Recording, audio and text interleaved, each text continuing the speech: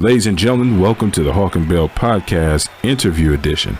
Today's guest is a former coach from John Muir High School, a four-sport athlete. She has 2 master's degrees. She's a teacher, a motivator, and a life coach. What could possibly go wrong? Well, let's find out. We moved a little fast for this interview because we were warned ahead of time that her physical condition can turn bad at any moment. So with the metaphorical clock behind us, it's the fourth quarter. Who will take the last shot? 5, 4, 3,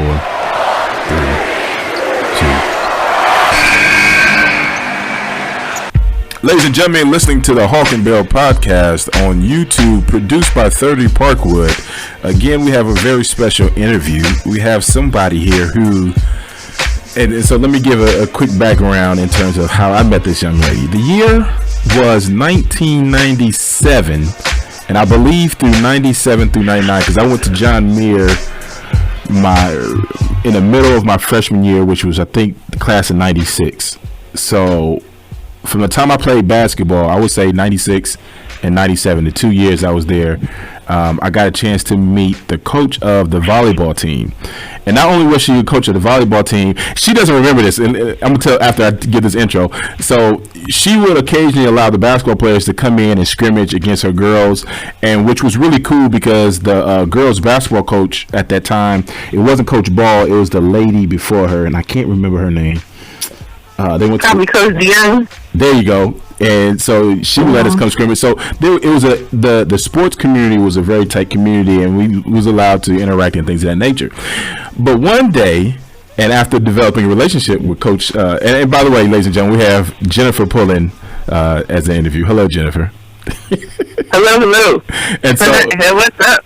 And so there was a time I was my senior year is 1999, and I was outside in front of the school talking to my girlfriend, and randomly Coach Pullen pulls up and was like, "Hey, yo, you want to go play badminton today?"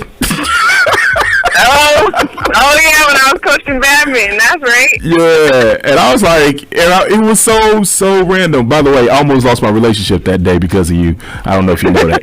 Because I was in a very deep conversation with the person I was with, and she didn't appreciate me just all of a sudden stopping the conversation, and I just jumped in. I don't know if we was on a bus or in the car, but we jumped in and we went to go play. Since I've never played badminton before, I got smoked. I mean, I've never gotten beaten so badly in my life in any type of sport, but it was fun. It was that's fun. Right. So, ladies and gentlemen, we have right. Jennifer Pullen that's on the phone. Jennifer, let's start at the beginning, and by beginning I mean high school. You originally went to a private school in the beginning. Tell me about your years strictly at your private school. Oh yeah, so like growing up, I went to Pasadena Christian School, 1st through 8th grade, and I ended up going to Bloomington. I was really into sports, and also my parents kind of hit some financial stuff, so I had a younger brother, and they were more concerned with him staying in private school than me. Okay. So they're like, "You'll do good at Muir. You can play sports. You'll fit in." So and that was like a shocker. Yeah, and let's put this in perspective. Jennifer, for all intents and purposes, is a white woman who, at the time, was Muir an all-black school. It was almost all black and Hispanic. There was like 10 white kids, I promise you. There was like no white kids at that time. All the white kids were going to private school. Like the parents pulled them all out. And so here's this young lady who, thrust in this environment. Now, was this the first time you was in an environment where you were the minority? Oh yeah, it's such a unique experience, not right? Like being a white girl and being the minority. Yeah. Being the minority is no joke. And that's an experience I will never forget, and it's shaped my whole life. It's really awesome, actually. Yeah, and I was going to say, you definitely had, we're going to get into the positives of it, and I asked you, because we had a brief conversation yesterday, and I asked you about John B, because I saw an interview with John B, who also went to John Muir around the same time that you did, if he was a year behind or below, or he was a couple of years ahead of you. I think a little bit ahead, yeah. He articulated in this interview that as much as he loved the school and he loved the culture, he just didn't feel like he was accepted because a lot of people felt that he was portraying something that he was not. So he actually transferred out and went to some type of school in LA. It was like a school specifically, that type of deal. But that wasn't your experience. Yep. No, mine was definitely much different. I was like, the one thing that I used to always think was like, there was the most awesome thing I heard all the time was like, oh, you're not like those other white people. You're not like those other white people. You know, like, oh, you're cool. I didn't even remember you're white. Like, it was kind of like, it was like the opposite of like what a lot of other people had to experience, you know, but it was just that like, oh, you're cool. You're not like them. And so it was a really odd experience going through my teenage years with that process of thinking. I was like, what's up with them? what made you, in your opinion, special? What made you so accommodating? I don't know how to articulate this. Why do people find you easy to get along with? Let's ask it that way.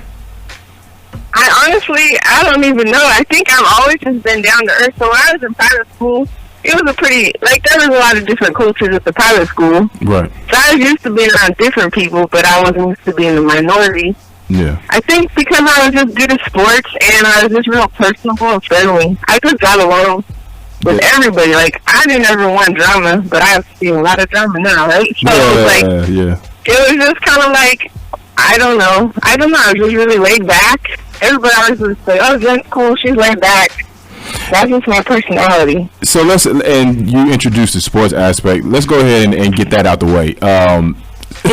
Let's get these awards going through, because, ladies and gentlemen, back in the day when you used to go through John Muir's gym, they used to have a trophy case there, and her name was in the trophy case. And can you please? I did not even know. So can you tell us, the type of awards that you got in which sports? Oh man, I was like MVP of volleyball. I don't know. I think I got a whole bunch of I don't even know how so many awards. Most improved, most inspirational for probably some basketball. Yep. And did you get player of the year? Yeah, and I was athlete of the year at John Muir High School, 94, class 94, representing here. Right. I don't even care if you know how old I am now. And in softball, did you get any awards? Yeah, I think I did, but softball, I don't know, softball was always horrible. I coached there and I played it, and I only played catcher because it was a position you got to do something at. It was so boring. That was seriously the most boring sport. No offense to everybody that loves sports, like baseball, softball, but even coaching it, I was bored. I was like, good Lord. Yeah, Miss Donnelly used to always come up and want me to coach every sport that they couldn't find a coach for. That's how I started coaching badminton, too. He was like, can you coach badminton? I was like, I don't know anything about it. But we're going to try it anyway. Yeah, let's figure it out. So I watched the videos. So you played volleyball, softball, basketball, soccer. Yeah. And soccer. And no swimming. Nah, man, I was done with swimming in 8th grade. I didn't want to swim anymore. It's kind of boring. Yeah. I just like to do things that are active, and I really like my teammates. I really enjoy being on a team, Okay. So out of all of the accolades that you received, and now we're graduating from high school, where did sports end up taking you?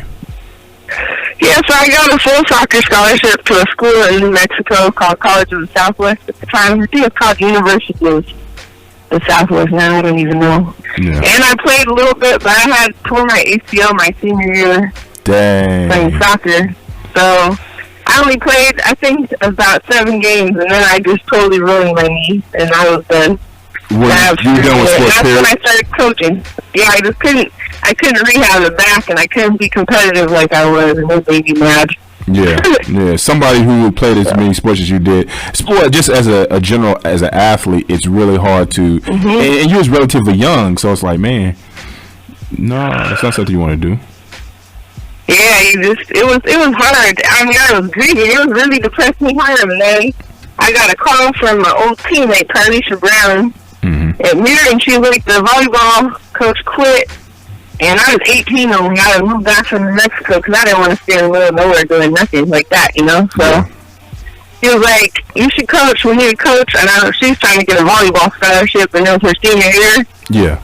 So I was like, I'll ask Ms. Donnelly. And she's like, okay, coach. Like, it was so, because she knew me for so long and there was nobody there to do it. Yeah. So I was head coaching like the whole volleyball thing when I was 18. And I was like 18 years old, coaching a high school team. Like head coaching the whole program. I had to get assistant coach Mr. Graves, I think was Mr. Graves? Are you serious?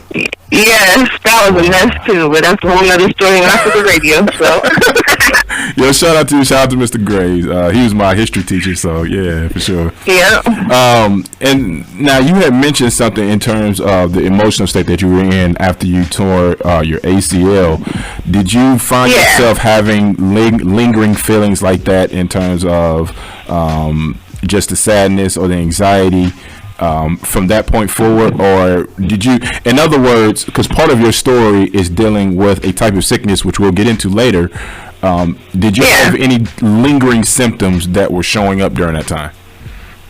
Not yet. No, I was good still. I was like, because once I started coaching, I was like, oh, this is cool. It was like playing a live video game, right? Like, you get to tell people how to run and play and do things that you used to do. Yeah. And it was pretty fascinating. Honestly, that's why I became a teacher, because I was coaching. And speaking of being a teacher, so you did end up graduating from a college, right? Yeah, I graduated from Occidental College with a bachelor's in psychology. And then messed around and said, I love school so much, you pulled 2 master's degrees. Yeah, I did some more school. That's true. I got a master's in education and then an MBA. And so she's chugging along. She's pushing, and education and all this stuff is coming up. Now, as you're building up your resume and you're going into your profession, this is when you start noticing something is going wrong. Am I correct? Yeah, well, actually, I had my life changed. I lived at my folks' house, and I was 21, and like a week, they decided they're going to move. And all of a sudden, they packed up the house, and they were like, moving to Washington. I wasn't ready for that, because I was planning to go to graduate school at that point and study psychology and become a psychologist. So they kind of threw everything threw everything, and I had to figure it out. So Mira had to shorten the math teachers, and I was able to get my long-term sub thing. And so at 21, I started long-term subbing, and then I ended up teaching at 22 at Mira. Yeah, I mean, that's relatively early. And I remember, shout out to Chris Scott. I believe he substitute taught for a little bit also with, I think her name was Joanna or Tawana. Oh, man, she's going to get me because I'm going to mess up her name. But somebody else who went to Mir, and, he's a truck driver now. He owns his own truck, but, he went that route also. Like I told Vernice, I believe Mir has a way of just producing not just athletes, but leaders and really just successful people. Folks just don't know about it. Or should I just say Pasadena in general? Definitely. I think that's definitely a quality of Mir, and it was a really good experience. It was also challenging, but it was really good. Understood. I mean, because the 90s, that's when the Rodney King riots, and they called me to not come to school when the riots came out. Like, they're like, it's not safe for you to be here. So it was weird. There's like 10 white people, you should not be here. Whatever. Calling out a white person, She's like, y'all, I guess I'm gonna stay home. But can you? So while we're here, we're talking about Jennifer's experience in terms of her health, because she had a sudden health decline, and it was because, according to Jennifer, a type of medication she was given for the long term. So first, let's talk about the initial type of symptoms. What did the doctor say? And then let's progress from there. So what's the first type of symptoms that you realize something's not right? So I went to the doctor because I was starting to have a lot of dizziness, and I couldn't figure out why I was so dizzy. And so I went to the doctor, and he's like, oh, you're dizzy? He's like, well, you probably have anxiety. He didn't even check my ears or anything. Right. And I was like, anxiety, okay. I was like, why do you say that? And he's like, well, your mom has it, so you're probably developing it. And I was like, just okay. Because your mom has it, he just said, it's you too. Yep, and there was no Dr. Google to back up my reason for dizziness, so I had to just go with it. It was the 90s, the early 1998, there was still nothing much to check. Right. So they gave me the medication for it, and it's a benzodiazepine. They gave me at that time it was Xanax, and they also put me on Zoloft which is like an antidepressant, to try to balance out the anxiety medicine. And I had a really hard time going on those medicines. They made me very sick when I was going on them. Right. And the doctor just was like, no, it's going to help you, it's going to help you. And it didn't help me. Eventually it just made me numb. It was so weird. Such a weird experience. Can you explain what it means to be numb? Like I said, my wife, she was on one of those type of medicines, and the way she articulated it is she just wasn't affected by life. Life was moving, and she was... Yeah, nothing to phase you, which can be beneficial. Like when I was doing 100 things at once that didn't phase me. Yeah. Because I wasn't feeling tired and I wasn't feeling all these different things, but then you just don't feel anything. You're waiting to feel happy. You're waiting to feel something, you know? Right. And so then over time, I started noticing changes in my body and my weight and different things, and I kept going to the doctor. They checked my hormones. They checked my pituitary gland and my brain. I mean, I had so many tests done, and they could diagnose me with everything, and then they'd be like, oh, no, you don't have that. My thyroid. All of that stuff. Go ahead. No, go ahead. No, I was saying, so come to find out, after being on it for 17 or 18 years, they change the medicines, they add new ones, they switch them out. They basically just take you on this own journey and say you have a chemical imbalance and all this stuff, and all I was freaking dizzy. Like, I probably just had some vertigo and needed some ear treatment, some balance treatment or something. Right. So I'm playing so many sports and hitting my head. Who knows, right? Back then you played with concussion. Back then where you had a concussion, you got back in. So it's fine. So I started learning about the harmful side effects of these medications, and now I figured out what was wrong after the medication. If you don't mind me asking, and let me know if you get uncomfortable talking about this. Did you have somebody romantically or a family member close to you? Well, let's do this two separate questions. Were you dating anyone during the time? And if you were, did they notice a change in your mood and things like that? So, when I finally got really sick, I had just broken up with somebody because it was becoming too difficult. I just didn't have the energy. Okay. To deal with it even. I didn't even have, all I could do was go to work and come home and sleep. So that wasn't working out. Yeah. But my folks, I saw my folks often because my mom was sick with rheumatoid arthritis, and I helped her. And they didn't really notice a difference until I just was so tired I just couldn't keep going anymore. Yeah. And so from the point that you broke up with this individual, have you been able to maintain any type of romantic relationship since then, or it's just been a dead cause because of what you've been going through? I'm not trying to date or anything. I don't have anything to give anybody at this point because I've been sick for 3 years and disabled. Every day is just about surviving, because the only way you can overcome the damage that's happened to my central nervous system and autonomic nervous system is rest and taking as good a care of yourself as you can. Understood. That's all you can do. There's no other treatment. They don't even have a treatment to undo the treatment they did to me. So, and let me not skip over this part. So, explain the varied symptoms that you've gone through, and have you received an official diagnosis? And why not if you haven't? Okay, so, the symptoms are 10,000 from what everything you go through, but you're dizzy.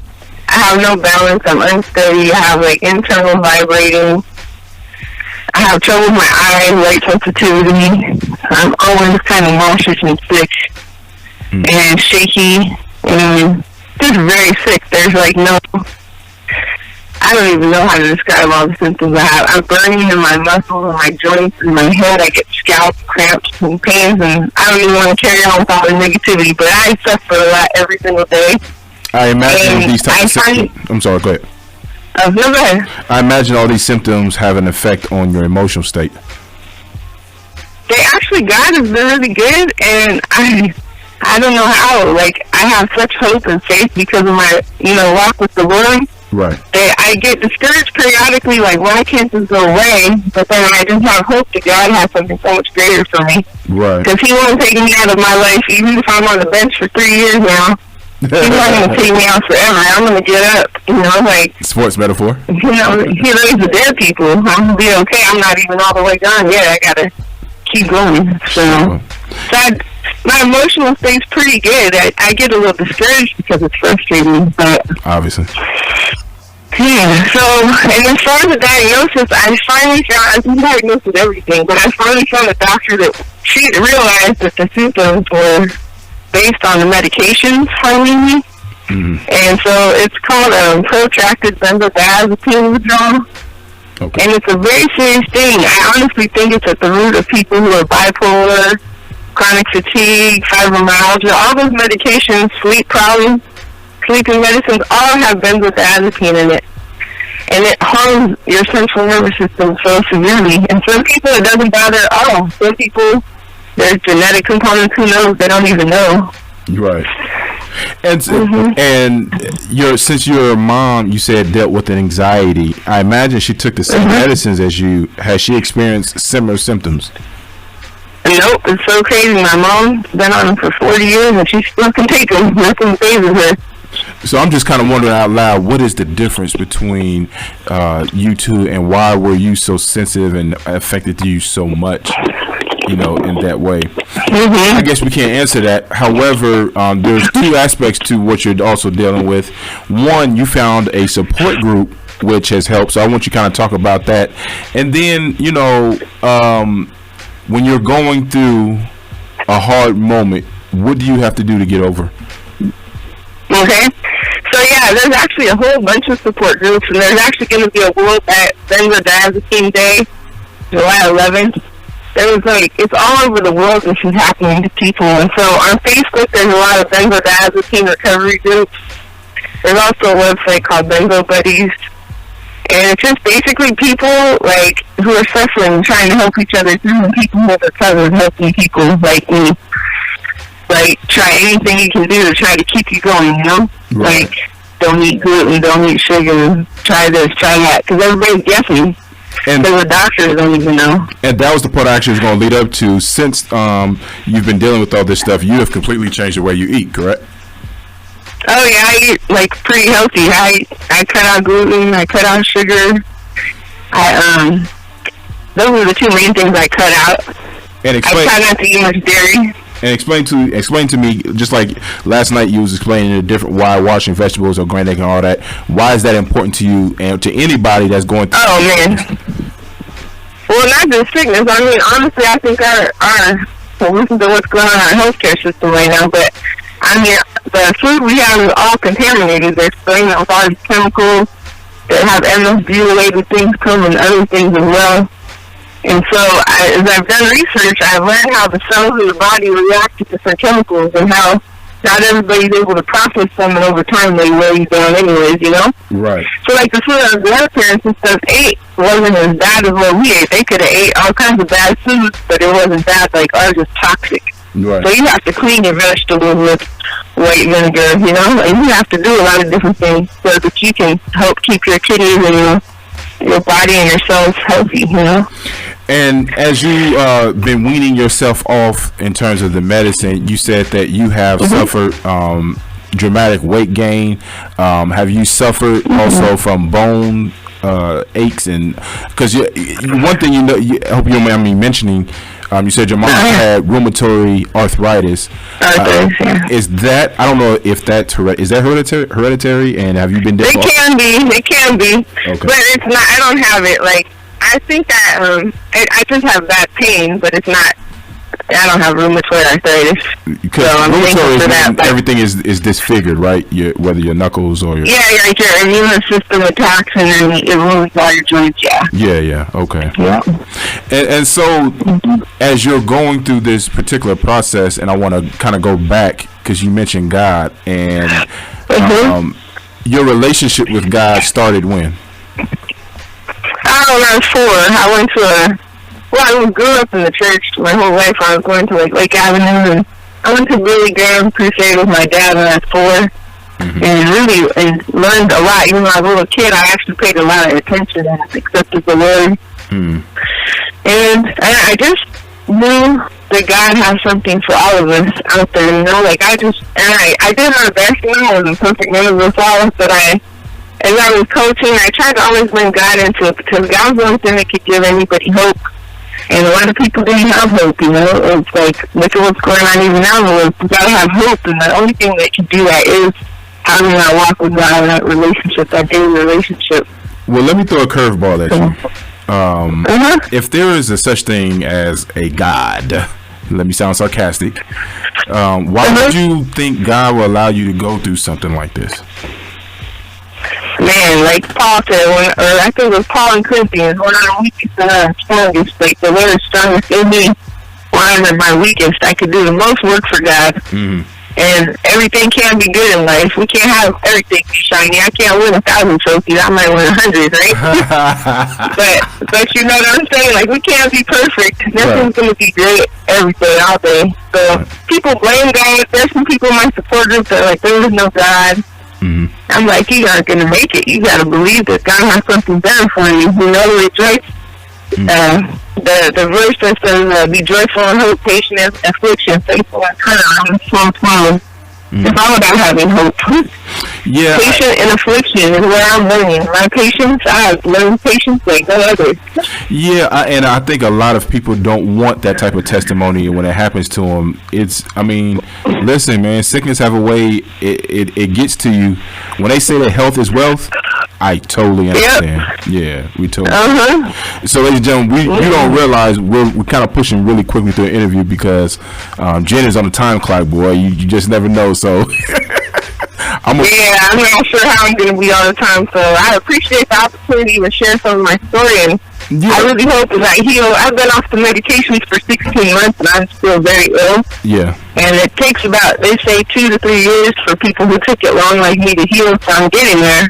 You know what it sounds like? It sounds like you're trying to overcome, like, and excuse me for this reference, but it's the way I can associate because I come from this background.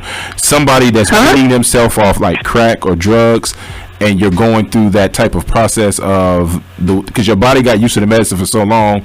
Now the medicine's not there, and everything's just going haywire. Like, yo, you know what I'm saying? It's like a person who's drinking alcohol for 30 years, and then they go cold turkey.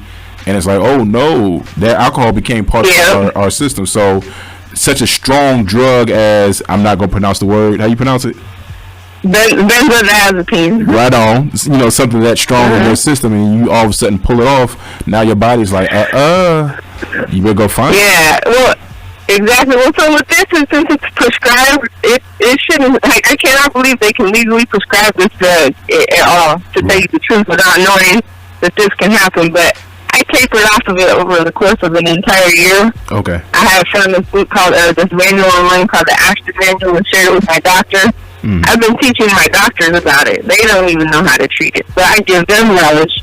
I talked to this professor at UCLA, and he studied rats, but he didn't get to talk to people that suffer. So now he's learning from me too, you know? Like, and they don't really know.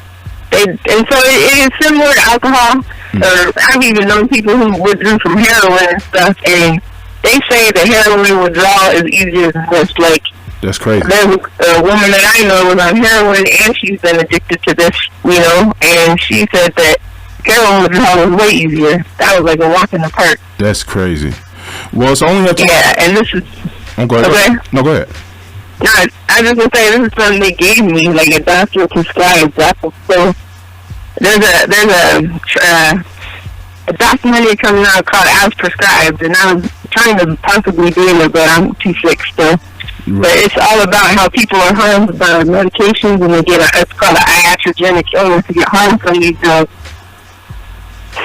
And they think that they have another sickness, but it's truly the drug harming them. There's so many drugs that harm people. Now, I have one more comment and 2 questions. The comment that I have, based on the conversation that you and I talked about yesterday, unfortunately, with the things that you're going through, you said you've been 100% disabled for the past 3 years. The doctors have not legally, and when I say legally, officially been able to put a diagnosis on you because the symptoms that you're going through are not detectable by traditional tests. Am I correct? Yeah, well, that's correct. And also my intellect and my ability to speak is good, but my ability to function is bad. It's like I have a brain that works and a body that doesn't right now. Doesn't cooperate. Yep. So when it's hard if I was an athlete, I can't hardly walk, and it's it's a humbling experience. Yeah. So 2 more questions. One, where can people get more information about what you're dealing with in terms of a tangible website? And the last question is, where do you find your motivation daily? Okay. So the first one is, if they type in the word benzodiazepine withdrawal, I mean, they can email me or text me. I help anybody with this, because this is like the worst experience that you could go through. So, but you can go online and look at protracted benzodiazepine withdrawal, or look for the Ashton manual online. And it's from a professor that did tons and tons of research and helped people. Those are all free resources. But yeah, they can even contact me if anybody's out there that's been on sleeping medicine, sedatives, anything, antidepressants. I know a lot. Lyrica, medicine for neuropathy, they're all interchangeable. There's a lot of things that are very similar in the chemical makeup. I ended up becoming I know a lot about medication without being a doctor, so obviously I can't tell someone a diagnosis, but I could guide them in the direction, Sure. And how can they contact you? So, what's your contact information? They can contact me on Facebook, Jennifer Pullen. They can look for me that way. Okay. They can text me, 425-876-5699. Just don't text me late at night, because I got to sleep if I can. Understood. But I'd be glad to help anybody out, because it's truly alarming to me to know that. I mean, I thought I was dying. I thought I was crazy. I thought all these different things. And I was like, how is this happening to me? I didn't do anything. Yeah. Like, I didn't have a sip of alcohol for years and years and years. I was 20. You know what I mean? Like, yeah. And have this happen is just overwhelming. So where do you find your motivation daily?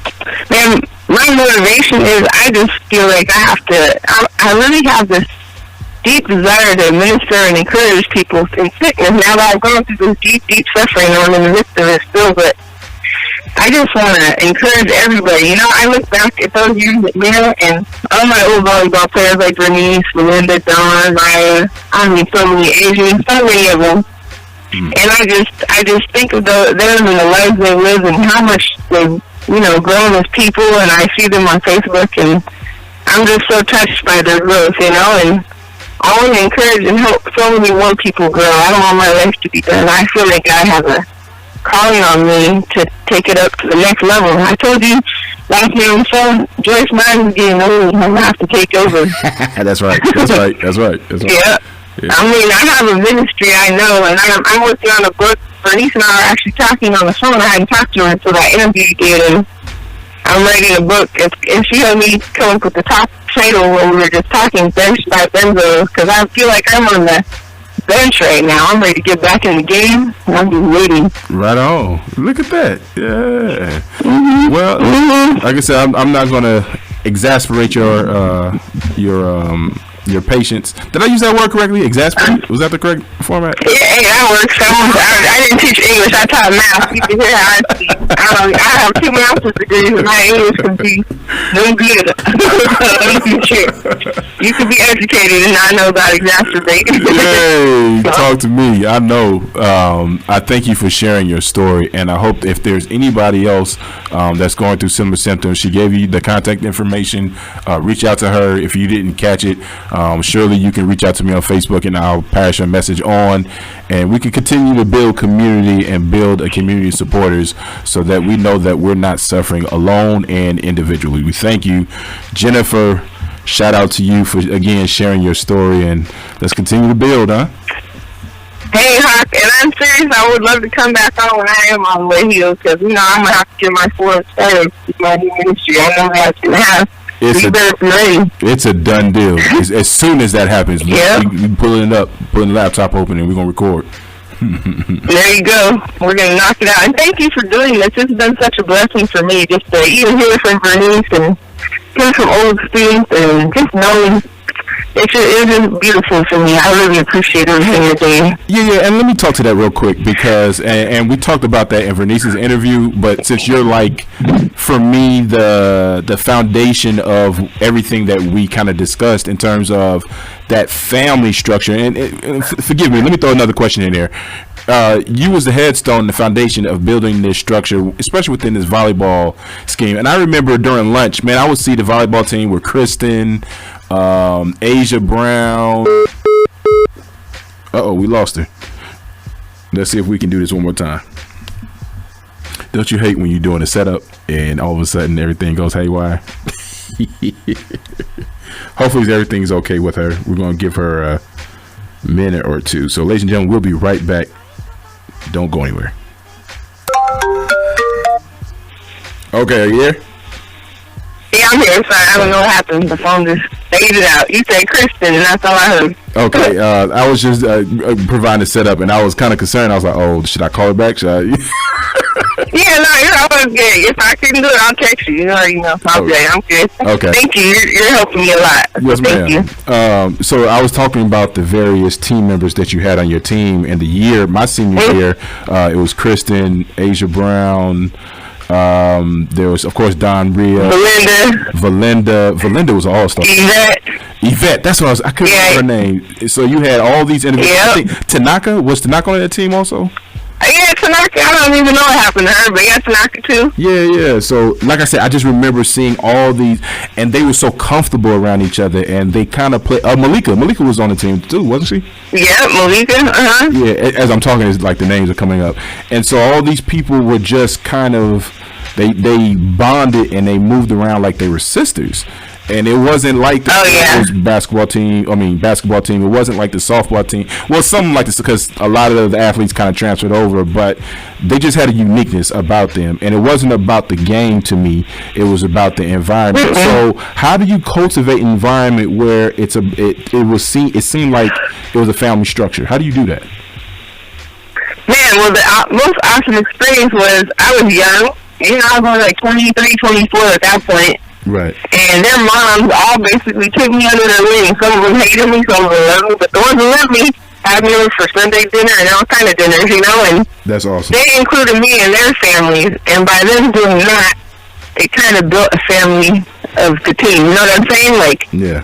It wasn't just me. I mean, I think I put God in the center of what we did, and those girls all had really strong faith, and I think it was just like, it was like their parents. It was a real strong community. I remember the senior banquet, or we went to CIS for the first time in, I don't know, probably the history of the school, because volleyball, I don't remember it being good. Don't quote me, but, you know, like, I remember the banquet had like 130 parents, 130 people at this volleyball banquet, and we got only the first round, we lost, you know? Wait, hold up. We had a big old fancy banquet. 130 people at your banquet? Yeah, at our volleyball banquet, and I was like speaking at it, you know. Yeah, we had a huge like following, and it was just like I think the family structure you built. We had all this team bonding. Yeah. It was just awesome. The girls matched. I mean, we had beef and stuff too because they're girls, but yeah. they'd overcome it. They would fight like sisters, and then they're good to go. Yeah. And I just think like, I don't know, it was just awesome set of girls. And I mean, honestly, if you look up every volleyball player I pretty much ever coached on Facebook, you'll see them having master's degrees. You'll see them in high-powered jobs if they don't have a degree. You'll see them having a doctorate degree, you know? These women all became successful, solid black women and Hispanic women. Yeah. And I think there was one white girl. There's always one white girl. There's always one. You know, there's always one of us in here. So I'm saying almost every single one of them became very, very successful. And I'm just so, I mean, literally, I see them on my Facebook wall, and it gets me emotional because I have the time to look right now. You know, the time to see. And it's just like, man, God is just, that's why I know God is going to keep doing things. He keeps providing. I shouldn't even have a house or a car, and I still do. God's good, you know? Yeah, and I remember, and I'm paraphrasing the scripture, where it was Apostle Paul said, one plants, one waters, but it's God that gives the increase. And so I see that you got a chance to deposit seeds. Somebody else comes around and cultivates it. And now we're just watching, but you get to watch them see, you know, the fruition of whatever it is that, you know, just little bits and pieces. You know, I'm not saying you get all the credit, but you were definitely a part of it. Yeah. You definitely. I don't get the credit, but I get to see the joy of it all. You know, I got to put my little 2 cents in, right, and see what God did with me. And I mean, they all took awesome journeys and just did amazing things, but just knowing that God let me be a part of it. You know, I don't have my own kids, I'm not married, so just letting me see that was like such a gift. So I'm very thankful. Awesome. Jen, Coach Jen. Yes.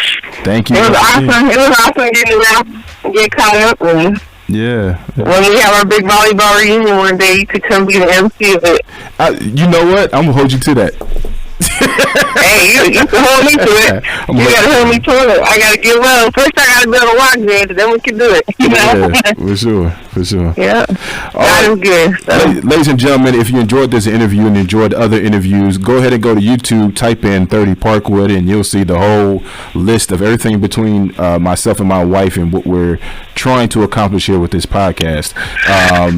In terms of the interviews, Jennifer and Vernice, and we actually have another brother coming up. Are you familiar with Horace Wormley? He played basketball, right? Yeah. Yep. So we got him coming up really soon. We got to just lock in that date, and we're going to get that done. So, you know, and what's really dope about this is that we're all mere alumni. Again, it's just something special about those walls, you know, walking through the classroom. So, ladies and gentlemen, we love you. We appreciate you. Peace.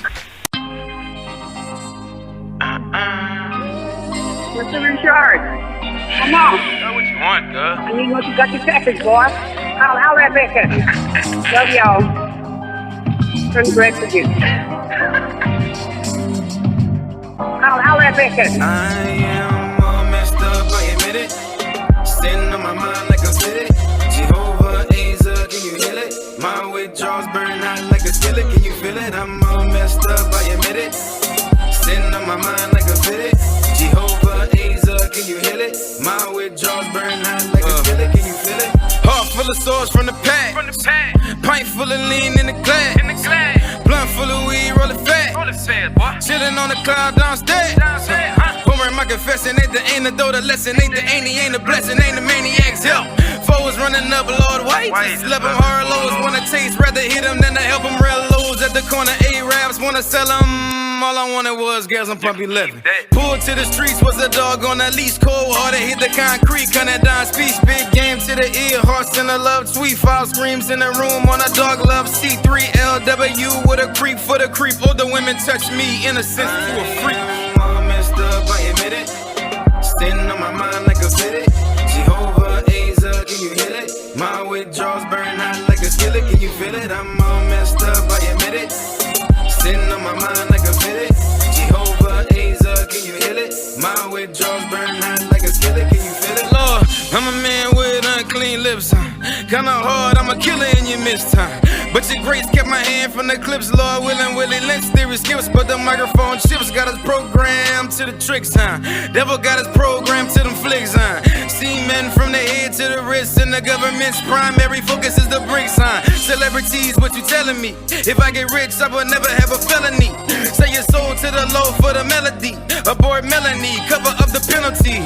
Wow, make it up with the therapy. Give your jewels to the God of fidelity. Promote villainy, mix it with the Hennessy. It's an embassy, raising up jealousy, envy. Screw a hook, nail a TKO. In the hood, giving Christ dealers, giving out O's. Pimp selling sex pros, giving out blows. My syphilis flows will eliminate foes. White to the dark while he filling up his nose. If he only knew the Lord was a light to his soul. We talking about peace of Confederate rose. Whippings and beatings, he died for his woes. Tell him. All we want is the truth. We just wanna be loved from the root. We just wanna be heard, we the mute. Withdrawals from the dried up fruit. We just wanna be meek for the snoop. We just wanna be straight, keep the loop. Withdrawals, she was raped as a youth. Withdrawals, he was killed by a troop. Got the mama on the news, pay that weak excuse. Stoop boy, please come off the stoop. Woo! Help us say this group. Stoop boy, please come off the stoop. All these people out here chasing the loop. Yeah, chasing the loop.